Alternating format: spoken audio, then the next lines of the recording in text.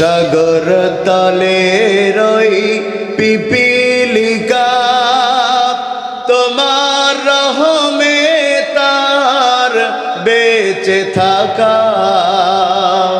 সাগর তলে রই পিপিলিকা, তোমার রহমে তার বেঁচে থাকা। বয়ে চলে কত নদী নিরবধি, বয়ে চলে কত নদী নিরবধি। জোয়ার ভাটা সবই তব দয়াতে, কে আছে রব তুমি ছাড়া এ ধরাতে। কে আছে রব তুমি ছাড়া এ ধরাতে। মাহফিলের নাম লেখা হয়েছে তাফসিরুল কোরআন মাহফিল। তো তাফসিরুল কোরআন মাহফিল মানে হচ্ছে আমি একটা কাহিনী ধরবো, ওইটা 1 ঘন্টা বলবো। আপনারা তো কথাও বলেন না, বলে ঠিক মানে মাথা গেছে। তাফসির মাহফিল মানে বক্তা যে আয়াত পড়েছে ওই আয়াত ভেঙে ভেঙে জাতিকে বুঝিয়ে দিবে। তো কার পক্ষে গেল কার বিপক্ষে গেল এটা নিয়ে চিন্তা করবে না, বরং ওই আলোচনায় আল্লাহ খুশি হলো কিনা এই দিক খেয়াল করে কথা বলবে। কথা বলেন, কথা ঠিক? তবে আমি আমার ভাষায় বলি, কিচ্ছা কাহিনীর মাহফিল হলো ভিটামিনের মতো। কিসের মতো? খাইতেও মজা লাগে, শরীরও মোটা হয়, চেহারাও সুন্দর হয়, কিন্তু রোগ সারে না। রোগ সারতে হলে বান্দার জন্য প্রয়োজন হয় অ্যান্টিবায়োটিক। তাফসিরুল কোরআন মাহফিল হলো অ্যান্টিবায়োটিকের মতো, এটা সবার শরীরে শুট করে না। একটা সময় সাতক্ষীরাতে বিক্রি হতো শ্রীপুরের গরম ট্যাবলেট। ভাই কথা বলেন, মনে আছে আপনাদের? শ্রীপুর, আপনি আরে চোখ গেছে খেয়াল করিনি, আরে আল্লাহ। তো শ্রীপুরের গরম ট্যাবলেট খাইলে পরে তখন বলতো খাবা তো খাবা, হিসাব করে খাবা, কারণ খাওয়ার পরে পানিতে নামা লাগে। কথা বলছেন না কেন? এখন দুনিয়া আপডেট হয়েছে, শ্রীপুরের গরম ট্যাবলেট খাইলেও পানিতে নামা লাগে না। তবে দুর্ভাগ্যজনক হলেও সত্য, দুর্ভাগ্যজনক হলেও সত্য, এই 90% মুসলমানের দেশে কোরআনের হক কথা বললে, কোরআন থেকে সঠিক তাফসীর করলে এক শ্রেণীর মানুষটা তো সহ্য করতেই পারে না, বরং তার আলেমদের মুখ বন্ধ করার জন্য আলেমদেরকে মিথ্যা মামলা দিয়ে জেলখানায় ভরতেও তারা দ্বিধাবোধ করে না। কথা ঠিক? তবে শুনে নেন, রাজনৈতিক স্বার্থে, শুনে নেন ক্ষমতার স্বার্থে কোরআনের মাহফিল বন্ধ করে যারা, কোরআনের মাহফিল 144 ধারা দেয় যারা, কোরআনের মাহফিল বন্ধ করার জন্য আলেমদেরকে ফাঁসির মঞ্চে তুলে যারা, উতুল্লিম বাদা যালিকা জানিন, অবৈধ সন্তান তারা, মুসলমানের সন্তান নয়। কথা ঠিক? মাশাআল্লাহ। গরম কি হয়েছেন এবার বললেন? একটু গরম করে নিলাম আর কি। আমার বেনাপোলের ভাষায় একটা কথা আছে, রুটি বানাতে গেলে তাওয়া গরম হওয়া লাগে, নাই রুটি হয় না। তো এই তাওয়া কি গরম হয়েছে? ঠিক আছে ইনশাল্লাহ। এখনো হয়নি, এর চেয়ে বেশি চিল্লাইতে পারবো না, সামনে ভোট। আমরা আজকে কথা বলবো কোরআনের একটা গুরুত্বপূর্ণ সূরা, যেই সূরা নাজিল, সেই সূরার নাম একটা গোষ্ঠীর নামে। বলেন কিসের নামে? ভাই কিছু মানুষ আসছেন যে নিয়ত করেছেন যে কথা বলবোই না, কথা সবাই বলবেন ইনশাআল্লাহ। সূরাটা নাজিল হয়েছে একটা গোষ্ঠীর নামে। কিসের নামে? একটা সময় পৃথিবীতে গোষ্ঠীর খুব দাম ছিল, যেই গোষ্ঠীতে যত ছেলে লাঠি ধরতে পারতো গ্রামে তাদের পাওয়ার তত বেশি থাকতো। এখন গোষ্ঠীর আর দাম নাই, এখন পোলাপান গোষ্ঠীর গোষ্ঠী মারে। কথা মনে হয় বোঝেন না আপনারা, পোলাপান গোষ্ঠীর কি মারে। তবে আমাদের দেশে গত 17 বছরে একটা গোষ্ঠীর নামে নাম থাকলে ওর জন্য 7 খুন মাপ, সেটা হলো শেখ। কথা কয় না কা, বাকি নাম তো কই বলিনি, খালি গোষ্ঠীর নাম কইছি। যাই দেখবেন অনেকে শেখ গোষ্ঠীর না, তাও নামের আগে শেখ লাগাইতো যাতে বোঝা যায় যে ওই দলের লোক। তারা আবার এখন ভোল পাল্টাইছে, তারা এখন নামাজ শেষে রহমান লাগানোর চেষ্টা করতেছে, হয় তারেক রহমানের সাথে মিলবে না শফিকুর রহমানের সাথে মিলবে। কথা বলেন, কথা কি ঠিক? আর যদি কখনো এনসিপি ক্ষমতায় আসে তাহলে ওরা নামের শেষে লাগাবে ইসলাম, যাতে নাহিদ ইসলামের সাথে মেলে। নারায়ে তাকবীর। হাসবে তা তাকবীর দেবে কখন? নারায়ে তাকবীর। সূরাটা নাজিল হয়েছে কিসের নামে? গোষ্ঠীর নামে। গোষ্ঠীর নাম বনি ইসরাইল। গোষ্ঠীর নাম, পৃথিবীতে আল্লাহ যত গোষ্ঠী পাঠিয়েছেন তার মধ্যে কোরআনের সবচেয়ে আলোচিত গোষ্ঠীর মধ্যে একটা গোষ্ঠী হলো বনি ইসরাইল। এই গোষ্ঠীতে আমার আল্লাহ সবচাইতে বেশি নবী দান করেছেন। সুবহানাল্লাহ। এই গোষ্ঠীতে সবচাইতে নবী বেশি, তবে এই গোষ্ঠীর মধ্যে সবচাইতে বেয়ারা লোক বেশি। এরা এতটা বেয়ারা, আল্লাহ আসমান থেকে তাদের জন্য খাবার দিয়েছে, খাবারের নাম মান্না সালোয়া। এখানে যারা বসে আছি কেউ জান্নাতের খাবার খেয়েছি? কথা বলেন না। যারা না বলতেছেন মানে মাঝে মধ্যে খায়, যেরকম ওই সুন্দরবনে গেলি বলে খবরদার, মানে বোঝেননি যে ওইটার গোস্ত খেয়েছেন বলবেন না। ভাই আমার, তারা জান্নাতের খাবার পেত। যদি আমরা জান্নাতের খাবার পেতাম খুশি না বেজার? তবে আজকের মাহফিলেও খাবার আছে। মিস্টার খিচুড়ি প্রধান বক্তা, কথা কয় না, কি বক্তা? সবার শেষে যিনি আসে সে কে? মাশাআল্লাহ, আজকে খিচুড়ি প্রধান বক্তা। ওয়াজ যতই খারাপ করি উঠে যাইতে পারবেন না, প্রধান বক্তা আসা লাগবে। ও হ্যাঁ, আমার পরে তো কবির ভাই আছেন, এখনো তো উস্তাদের মাস শেষ রাত্রি। ভাইয়ের আমার, আমরা তাহলে কথার দিকে আবার ফিরে যাই। এই গোষ্ঠীর জন্য আল্লাহ তাআলা খাবার দিয়েছে মান্না সালোয়া, কিন্তু এতটা বেয়ারা জাতি, ওরা জান্নাতের খাবার অপছন্দ করে। তারা বলছে যে আমরা পেঁয়াজ রসুন চাষ করি খাবো। কি চাষ করি খাবে? তো এখন যে আমাদের পেঁয়াজ রসুন চাষ করি খাওয়া লাগে, এর জন্য দায়ী কারা? কথা বুঝে না, দায়ী কারা? যদি কোনো মামলা দেওয়ার সুযোগ এখন থাকতো, ঠুইকে দিতাম 3-4টে মামলা। কারণ বাংলাদেশে এখন সিমের চাইতে মামলার দাম কম। ভাইয়েরা আমার, বনি ইসরাইলের আর একটা বড় বিশেষত্ব হচ্ছে এই সূরার মধ্যে আমার আল্লাহ আমার রাসূলের জীবনে ঘটে যাওয়া সবচাইতে অলৌকিক ঘটনা বর্ণনা করেছেন। আমার রাসূলের 63 বছরের নবুয়তের জিন্দেগি আর তার 23 বছরের নবুয়তের জিন্দেগি, তার আগের 40 বছরের নবুয়ত পূর্ব জিন্দেগি। এই 63 বছরের জিন্দেগিতে আমার রাসূলের জীবনে ছোট বড় 40,000 ঘটনা ঘটেছে। জোরে বলেন কত হাজার? এই 40,000 ঘটনার মধ্যে আমার রাসূলের জীবনে সবচাইতে অলৌকিক ঘটনা ঘটেছে যেটা, সেটার নাম হলো মিরাজুন নবী। আমার আল্লাহ তাআলা তার রাসূলের সাথে সাক্ষাৎ করবার জন্য তাকে ডেকে নিলেন তার কাছে। আমার আল্লাহ বলেন, সুবহানাল্লাযী আসরা বিআবদিহি লাইলাম মিনাল মাসজিদিল হারামি ইলাল মাসজিদিল আকসা। আল্লাহু আকবার। আমার আল্লাহ নবীকে ডেকে নিলেন। কোন মুহূর্তে ডাকলেন? কোন সময়ে ডাকলেন? যখন আমার আল্লাহ আমার নবীকে মদিনা নামক রাষ্ট্রের রাষ্ট্রপতি বানাতে চাইলেন। একটু বুঝে থাকলে বলেন সুবহানাল্লাহ। আল্লাহ নবীকে কি বানাতে চাইলেন? কথা কয় না কা? কি বানাতে চাইলেন? তো আমার নবীকে হুজুর ছিলেন? হ্যাঁ কয় না, মাথা গেছে, বুঝে শুনে বলেন। রাসূল কি হুজুর ছিলেন? রাসূল কি আলেম ছিলেন?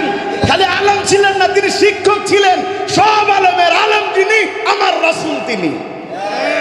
ভাইয়েরা আমার রাসূলকে আমার আল্লাহ মিরাজুন নবীতে ডেকে নিয়েছেন। তার কাছে কিভাবে রাষ্ট্র চালাবেন 14 দফা দিয়েছেন। আমাদের দেশে এখন ক্ষমতায় আসার জন্য বিভিন্ন দল দফা দিচ্ছে না, কথা বলে না। তারেক রহমান সাহেব দফা দিয়েছে কত? 31 দফা দিয়েছেন। জামাত ইসলামী থেকে 19 দফা দেয়া হয়েছে। আরো বিভিন্ন দল বিভিন্ন দফা দেয় নির্বাচনের আগে। আমার আল্লাহ কি করলেন? আমার নবীকে ডেকে নিয়ে 14 দফা দিলেন। আল্লাহর কসম, এই 14 দফা যাদের দফার মধ্যে থাকবে না তারা কখনো দেশকে কল্যাণ রাষ্ট্র বানাতে পারবে না। খুব ভালো করে ভাই, আমার কথা কিন্তু ভাই এখান থেকে কিন্তু কইতে পারবো না, বুঝতে হবে আর কি। খুব মন দিয়া বুঝেন। রাসূলকে আল্লাহ রাষ্ট্র পরিচালনার জন্য দফা দিলেন কয়টা? সবাই বলেন কয়টা? তা বলেন জমিনের মালিককে? লিল্লাহি মা ফিস সামাওয়াতি ওয়াল আরদ। এই আসমান আর জমিন কার? যদি আসমান আর জমিন আল্লাহর হয় তাইলে জমিন কেমনে ভালো থাকবে? জমিনের মানুষ কেমনে ভালো থাকবে? এটা আল্লাহর সৃষ্টি, মানুষের চাইতে আল্লাহ ভালো জানেন। তো যেই রব আল্লাহ মানুষের ভালোর জন্য 14 দফা দিলেন, তার মানে বোঝা যায় জাতির যত মুক্তি, জাতির যত শোষণ নিপীড়ন মুক্ত দেশ, জুলুম মুক্ত দেশ, চাঁদা মুক্ত দেশ, অবৈধ টেন্ডারবাজি মুক্ত দেশ যদি করতে হয় 31 দফা 19 দফা নয়, আল্লাহর কোরআনের দফা কায়েম করা লাগবে। খুব মন দিয়া কথা বুঝেন ভাইয়েরা আমার। আমাদের দেশে তো দফার দফা শেষ। দফার কি শেষ? দফা তো আমরা কম দেই না। ভোটের সময় বলি আমরা যদি ভোট দিতে পারো 10 টাকা কেজি চাল খাওয়াবো। ভোটের পরে ক্ষমতায় গেল 10 টাকা কেজি চাল উঠলে ওরে আল্লাহ 80 টাকা।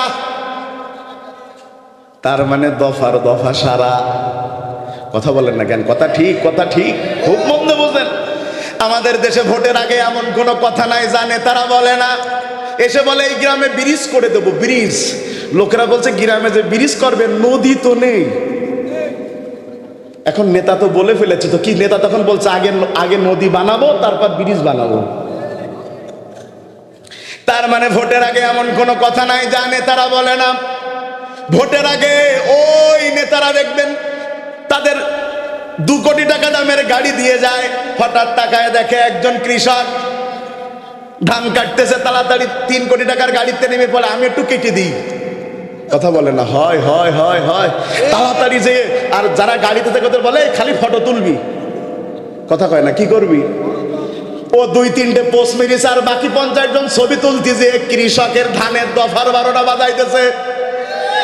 ওই যে চারিদিকতে ছবি তোলার জন্য সব ধানের মাথায় ওই যে বোঝেন তো ছবি টবি তুলে আমার নেতা কৃষক দরদি। ও মামা ভোটে জিতার পরে একদিনও গ্রামে আসেনি। কথা বলেন কথা ঠিক, খুব মন দিয়া কথা শুনেন। ভোটের আগে কত দফা, কত আশ্বাস মানুষকে দেয়া হয়। আমার আল্লাহ সুবহানাহু ওয়া তাআলা আমার রাসূলকে 14 দফা দিলেন। আমরা একটু একটু করে ওই 14 দফার মধ্যে থেকে মাত্র 2টা দফার উপরে আজকে কথা বলবো ইনশাআল্লাহ। প্রথম নম্বর দফা আমার আল্লাহ বলছেন ওয়াকাদা রাব্বুকা আল্লা তা'বুদু ইল্লা ইয়্যা। আল্লাহু আকবার। আমার আল্লাহ যখন কোনো কথা বলেন, বলার জন্য বলেন নাকি আইন হিসাবে বলেন? সবাই বলেন। আমরা অনেক কথা বলি যেই কথার কোনো দাম নাই। এখন এক কথা বলি সকালে আর একটা কথা বলে ফেলি, কিন্তু ওয়াকাদা আল্লাহ আদেশ দিচ্ছেন।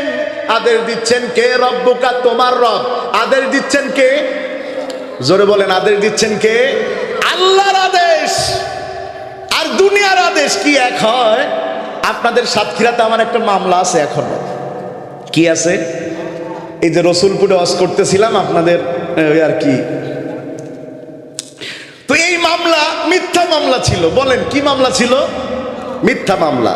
আমি আপনাদের জেলখানায়, সাতক্ষীরার জেলখানায় ছিলাম 31 দিন। তো খুব ভালো হয়েছে।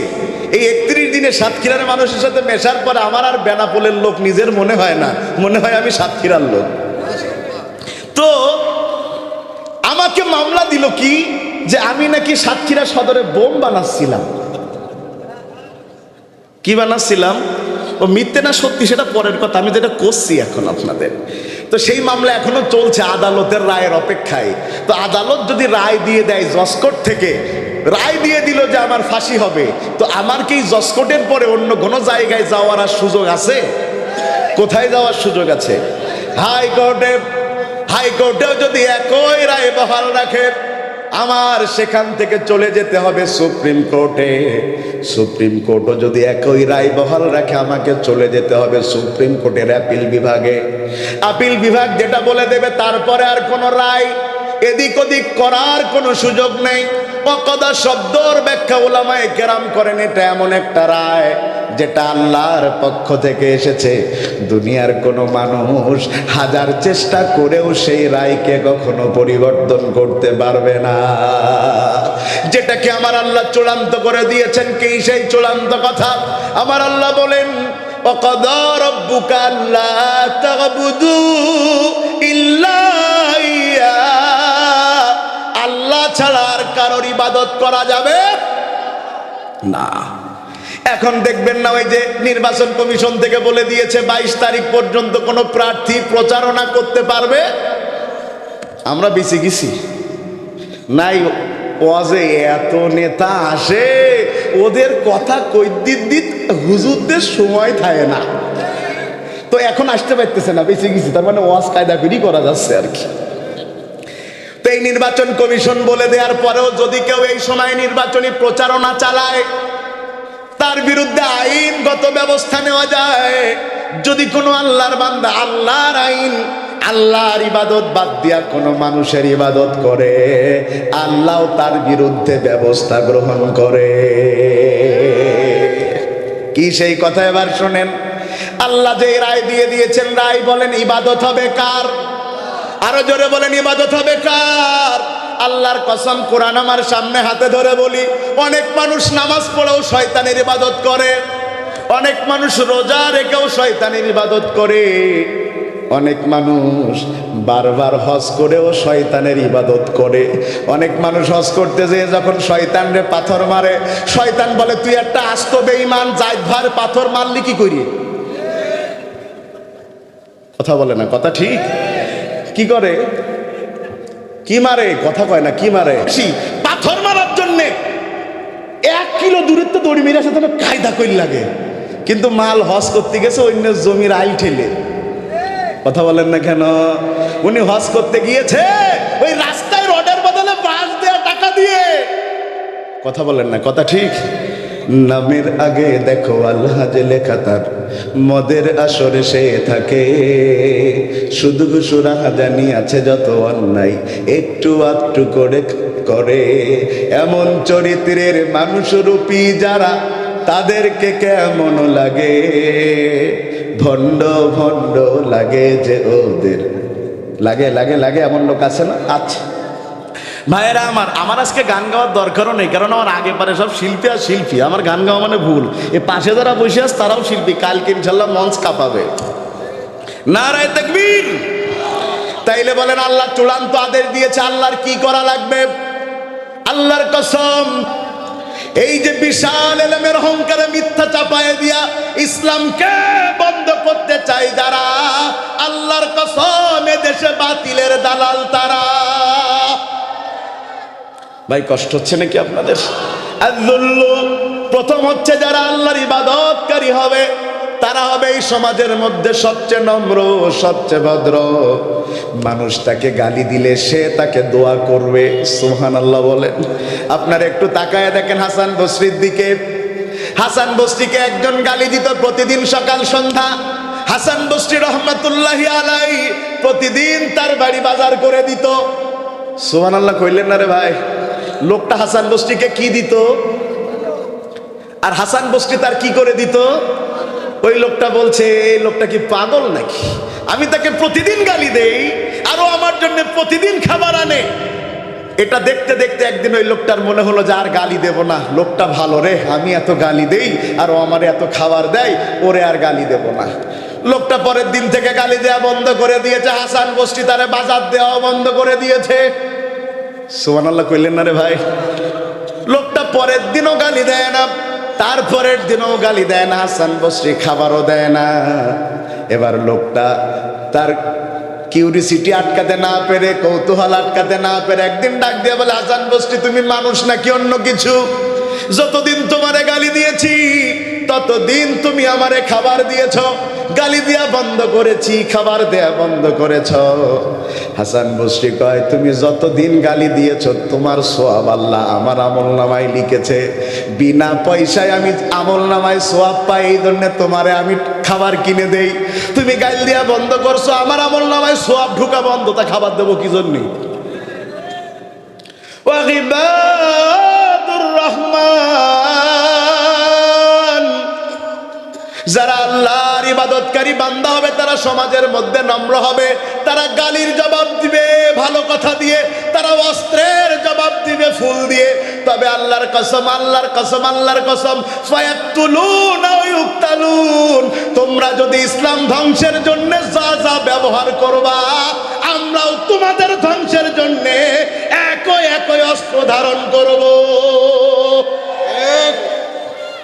খুব ভালো করে বুঝেন, আল্লাহর বান্দা হবে যারা সমাজের মধ্যে নম্র আর অবনত হবে তারা, আল্লাহর বান্দা হবে যারা, আল্লাহর বান্দা হবে যারা মানুষকে মাফ করে দিবে তারা। আল্লামা সাঈদীকে আপনারা চিনেন? চিনেন না এমন কোন লোক কি বাংলাদেশে আছে নাকি? আপনি যদি এই বাংলাদেশের সবচেয়ে জনপ্রিয় মানুষের তালিকা করেন, তাহলে আমি বলি ভাই, যতজন মারা গিয়েছে আমার দৃষ্টিকোণে বাংলাদেশের সবচেয়ে জনপ্রিয় ব্যক্তি রাজনীতিবিদ হিসাবে মারা গিয়েছে 4 জন। তার মধ্যে একজন হচ্ছেন শহীদ প্রেসিডেন্ট জিয়াউর রহমান, যার জানাজায় দেশের মানুষ কেঁদেছে। 2 নম্বরে হচ্ছে বেগম খালেদা জিয়া। 3 নম্বরে হচ্ছে ওই যেমন উসমান হাদি ভাইকে নিয়ে একটু আগে গান গাওয়া হলো, তার জানাজায় লক্ষ লক্ষ মানুষ প্রমাণ করেছে হাদির এই দেশের জন্য ভালোবাসা, গোটা জাতি তার কাছে চিরঋণী হয়ে গেছে। তবে আল্লাহর কসম, এই 3 জনের জনপ্রিয়তা, 3 জনের জনপ্রিয়তা এক এক দিক থেকে, রাজনীতির দিক থেকে দেশের ভালো করার জন্য। আরে দেশের মুকঠিন সম্রাট হলেন তিনি, কোরআনের পাখি আল্লামা সাঈদী যিনি। ঠিক না বে ঠিক বলেন? লোকটাকে মারা হলো, যেদিন হসপিটালে নেওয়া হলো, যেই পুলিশরা তার রিমান্ডে নিয়ে কষ্ট দেয়, তিনি তাদের সালাম দেয়। তিনি তার সন্তানদের নসিহত করে গিয়েছে, আমার মৃত্যুর পরে যারা আমার বিরুদ্ধে সাক্ষ্য দিয়েছে তাদের কাউকে তোমরা প্রতিশোধ নিবা না। ওরা হয়তো বাধ্য হয়ে সাক্ষ্য দিয়েছে অথবা অর্থের লোভে। আল্লাহর কসম, এত বড় জনপ্রিয় মানুষ হয়েও তার বিরুদ্ধে সাক্ষী দানকারীদের মাফ করে দেয় যারা, এই দেশের সব চাইতে সূর্য সন্তান তারা।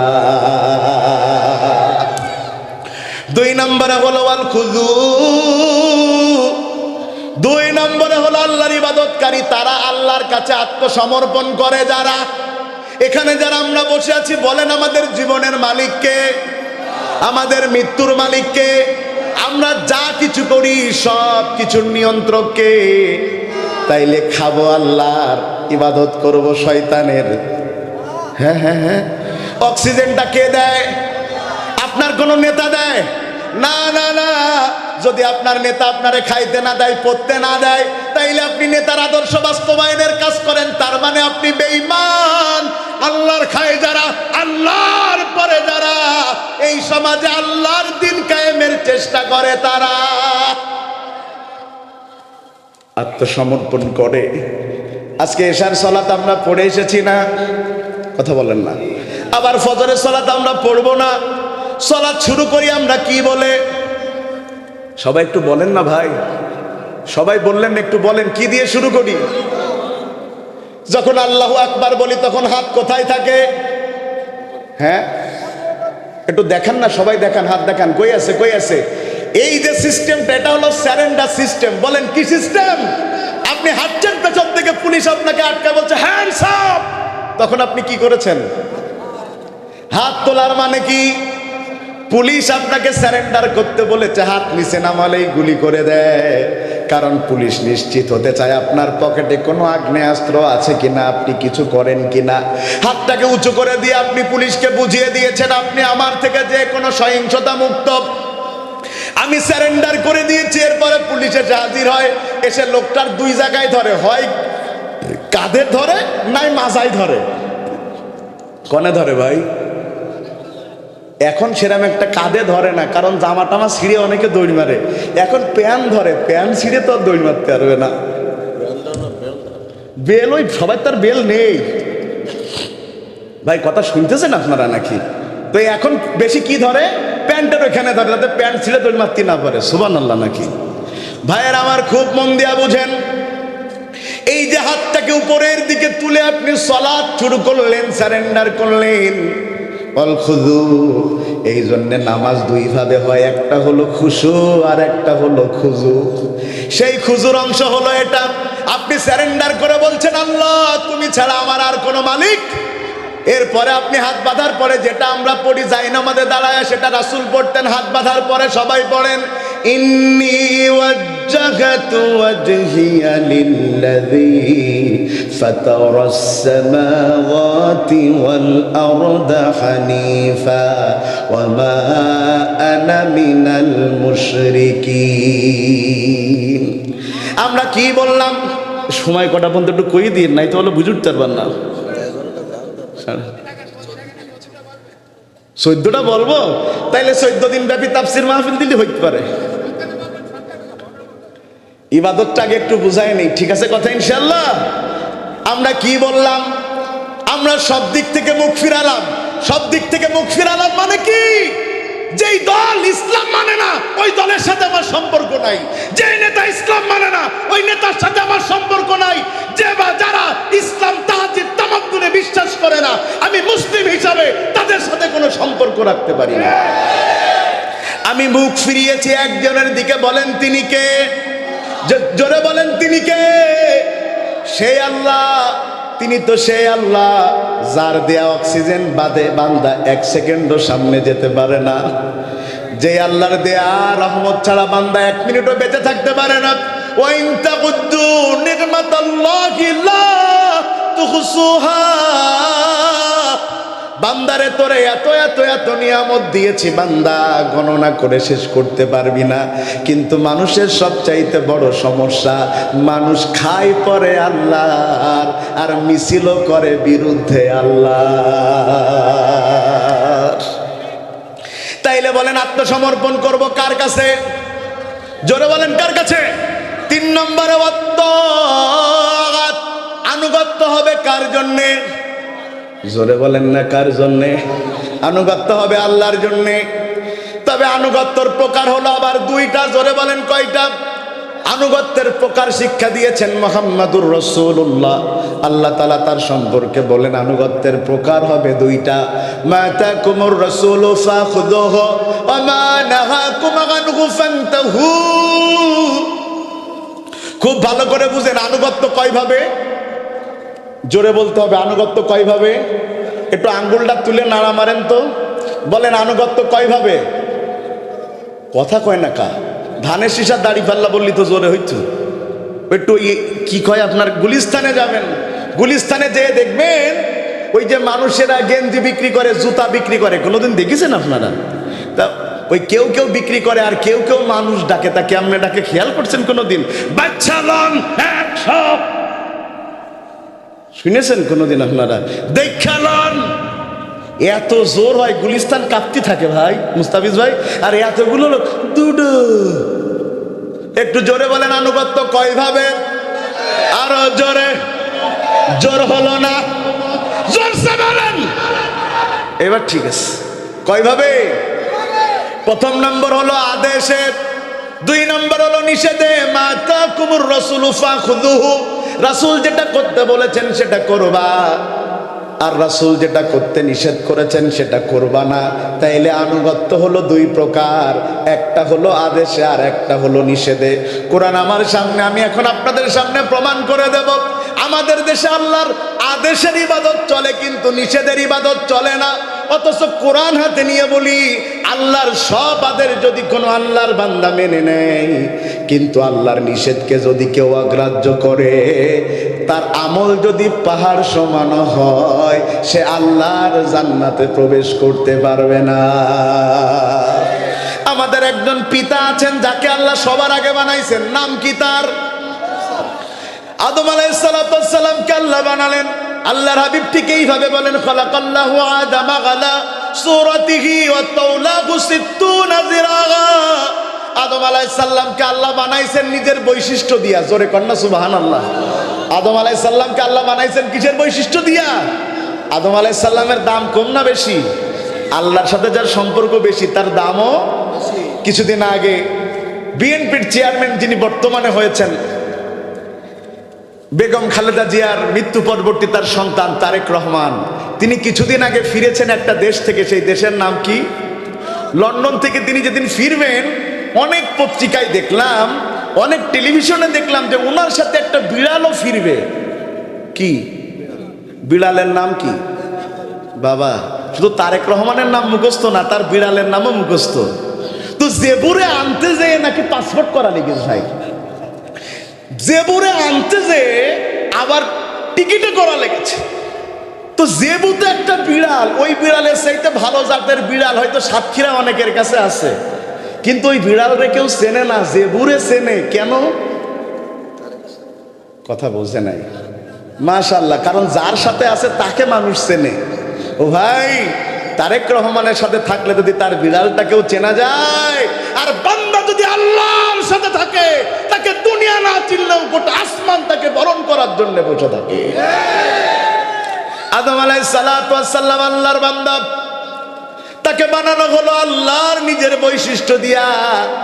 একজন মানুষ লম্বা 60 গজ, সুবহানাল্লাহ বলেন। ও ভাই, 60 গজ লম্বা মানুষ যদি আপনাদের উত্তর কাটিয়ায় 300-400 থাকতো, হ্যাঁ, মসজিদের কাতার কি 3 ফিট করলে হতো? পুরো মসজিদ তো গিরাম লাগতো, তা আপনারা বাস করতেন কনে?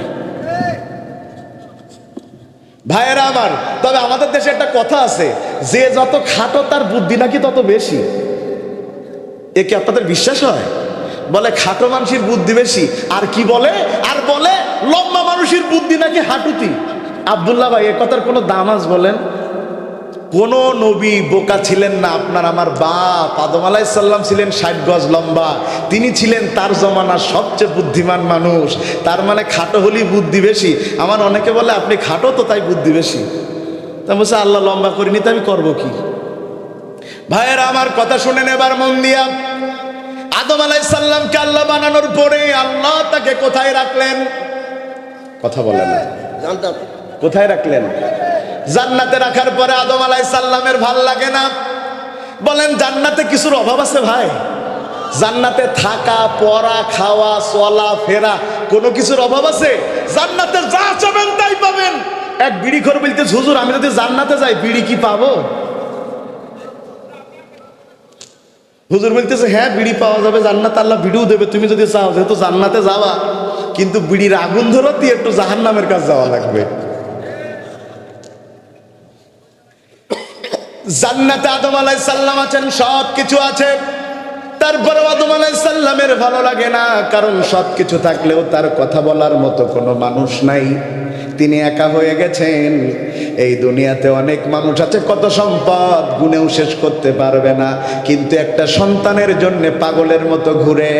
তার জীবনে সম্পদ আছে কিন্তু কোনো শান্তি না। ভাইয়েরা আমার, আদম আলাইহিস সালামের মনের অবস্থা আল্লাহ বুঝতে পারলেন। তার বাম পাজর থেকে আল্লাহ বিবি দিলেন, দিয়ে বললেন ইয়া আদামু উসকুন আনতা ওয়া যাওজুকাল জান্নাহ। আদম, তুমি আর তোমার বিবি জান্নাতে বাস করো।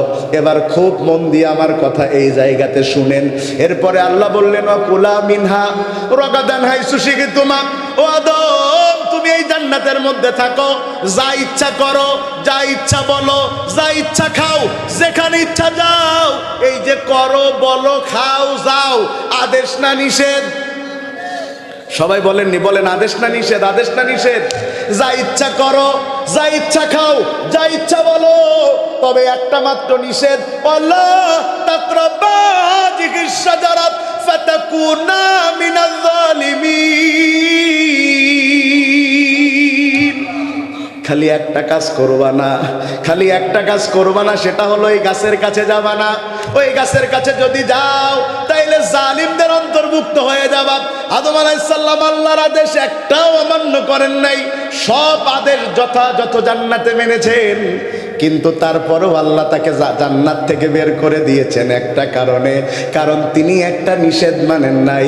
আল্লাহর বান্দা, আদেশের আমল যদি হয় আকাশ সমান, কিন্তু নিষেধের আমল যদি বান্দা না মানে, কশ্চিন কালেও সে জান্নাতে যেতে পারবে না।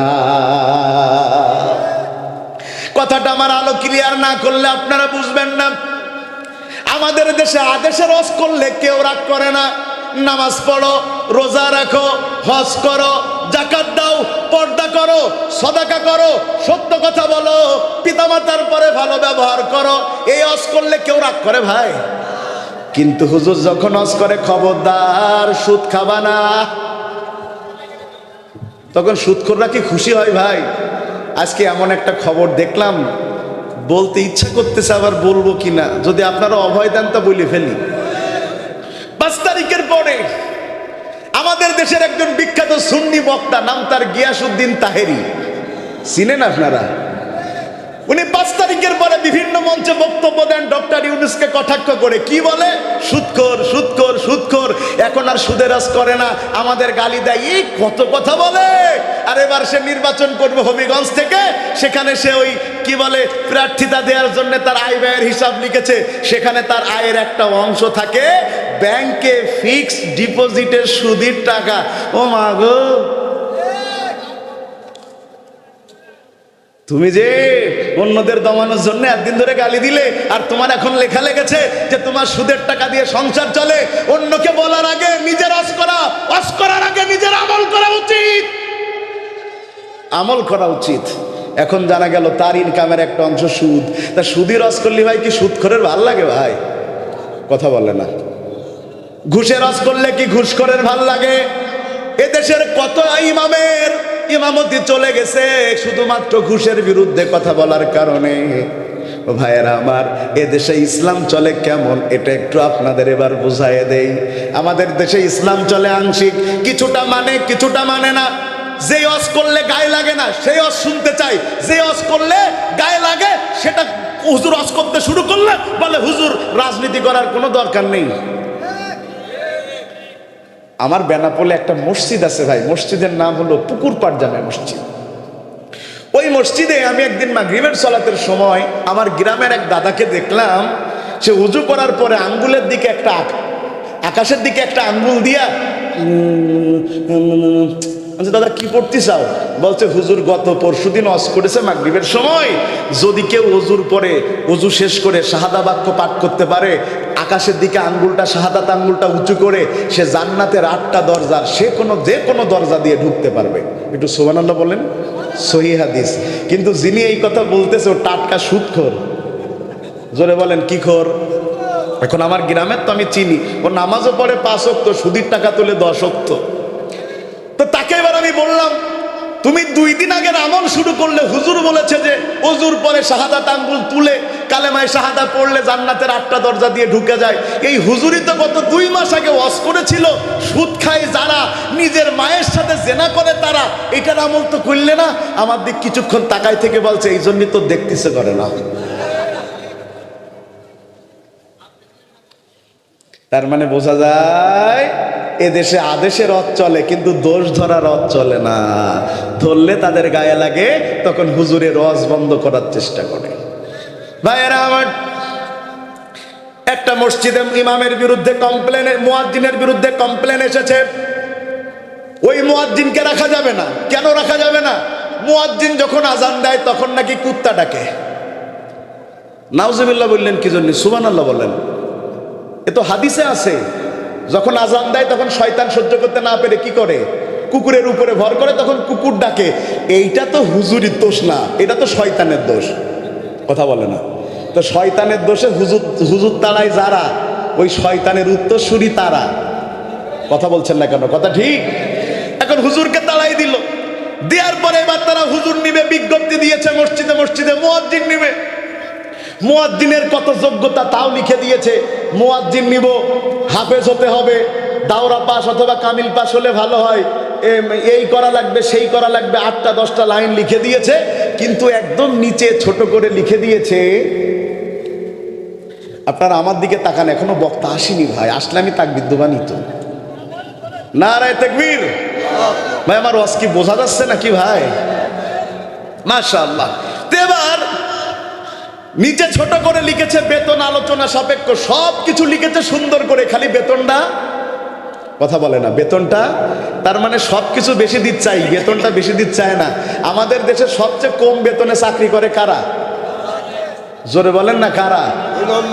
হুজুরের বুদ্ধিও তো কম না। হুজুর বলেছে বেতন যখন কম দেয় কিছু তো একটা করা লাগবে। কমিটির লোকের ডেকে বলেছে বেতন যা দাও দিবা, কিন্তু আমার 3 বার খাদ্য দেওয়া লাগবে। কথা শুনছেন আপনারা? তা বললো 3 বার খাদ্য দেওয়া লাগবে মানে কেমন করে? বলছে আমি একটা টিফিন বাটি দিব, ওই টিফিন বাটি ভরে তরকারি আর ভাত দেওয়া লাগবে। ওরা বলল টিফিন বাটিতে আর কত ভাত তরকারি ধরবে, দিব হুজুর।